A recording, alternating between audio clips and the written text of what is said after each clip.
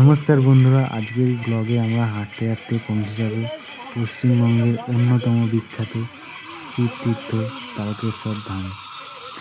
পুরো যাত্রায় সুন্দর সুন্দর দৃশ্য, রাস্তার পরিবেশ, মন্দিরের দর্শন সব কিছু এই ভিডিওতে থাকবে।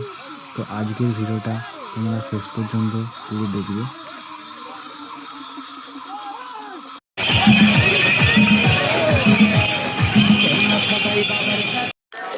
12 কিলোমিটার পথ হাঁটার পর আমরা ডাকাতকালী মায়ের মন্দিরে এসে পৌঁছলাম। এখানে পুজো দিয়ে জল ঢেলে আমরা তারকেশ্বরের গন্তব্যে রওনা দেব।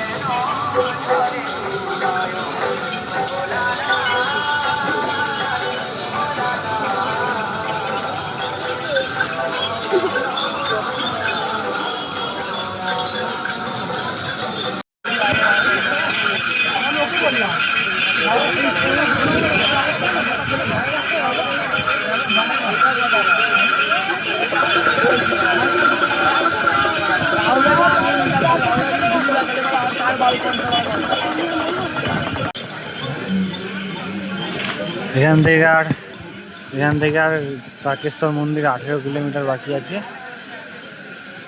10-15 মিনিট রেস্ট নিয়ে আমরা বেরোবো এখান থেকে।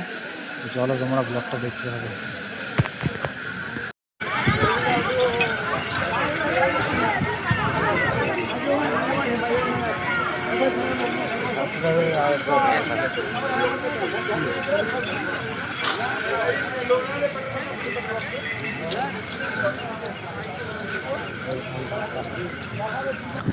তারকেশ্বর ঢোকার আগে যে গেটটা পড়ে সেখানে পৌঁছে গেছি। এখান থেকে তারকেশ্বর মন্দির বাবার ধাম বেশি দূর নয়, মাত্র 5 কিলোমিটার।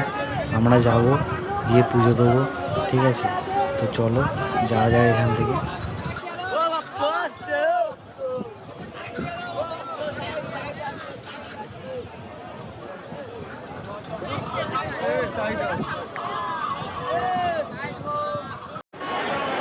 তো চলো, আজকের ব্লগটা আমি এখানেই শেষ করলাম।